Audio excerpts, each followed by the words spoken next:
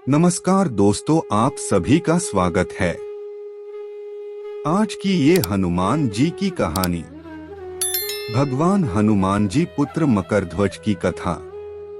तो चलिए शुरू करते हैं।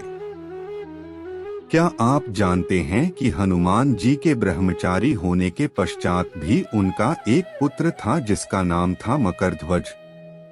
किंतु सोचने वाली बात यह है कि मकरध्वज का जन्म कैसे हुआ, मकरध्वज की मां का नाम क्या था व मकरध्वज हनुमान जी का पुत्र कैसे बना।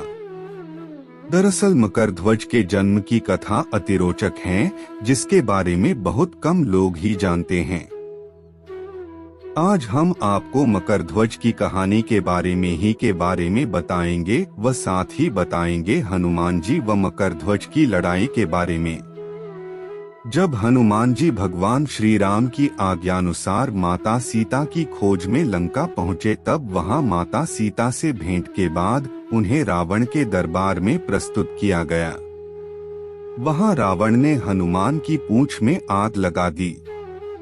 पूंछ में आग लगने के पश्चात हनुमान जी ने अपनी शक्ति से लंका नगरी में चारों ओर आग लगा दी, जिसमें लंका के सभी सुरक्षा परकोटे, शस्त्र भंडार, भवन इत्यादि जलकर भस्म हो गए।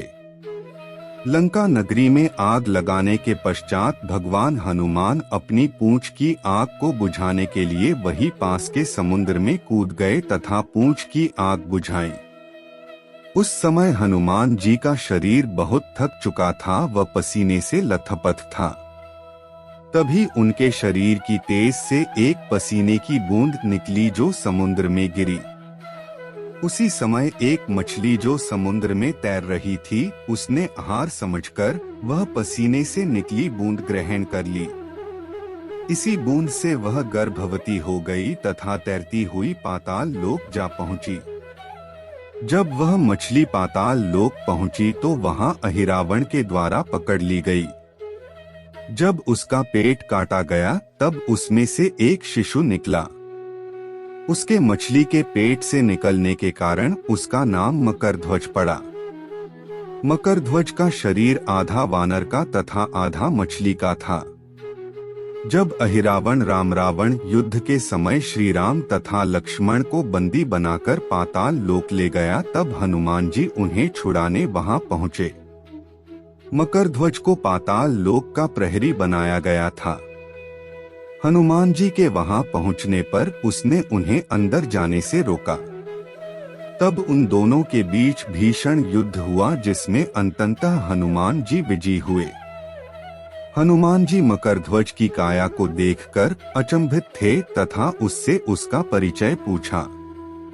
तब मकरध्वज ने उन्हें अपने जन्म की कथा बताई तथा स्वयं को हनुमान पुत्र बताया। हनुमान जी यह बात सुनकर आश्चर्यचकित हो गए तथा अपने ध्यान से सब बात का पता लगा लिया। उसके बाद उन्होंने मकरध्वज को बताया कि वे ही हनुमान हैं तथा वह उनका पुत्र हैं। इसके पश्चात हनुमान ने अपने पुत्र को आशीर्वाद दिया तथा पाताल लोक के अंदर जाकर अहिरावण का वध करके प्रभु श्री राम व लक्ष्मण को उसके चंगुल से मुक्त करवाया। जब प्रभु श्री राम हनुमान जी के साथ पुनः पृथ्वी लोक पर जाने लगे, तब द्वार पर बंधे मकरध्वज को देखकर हनुमान जी से उसका परिचय पूछा। हनुमान जी ने मकरध्वज का परिचय तथा अपने साथ हुए युद्ध का वर्णन श्री राम को किया। मकरध्वज की कथा सुनकर श्री राम अत्यधिक प्रभावित हुए तथा उसे पाताल लोक का राजा घोषित करके वहां से चले गए।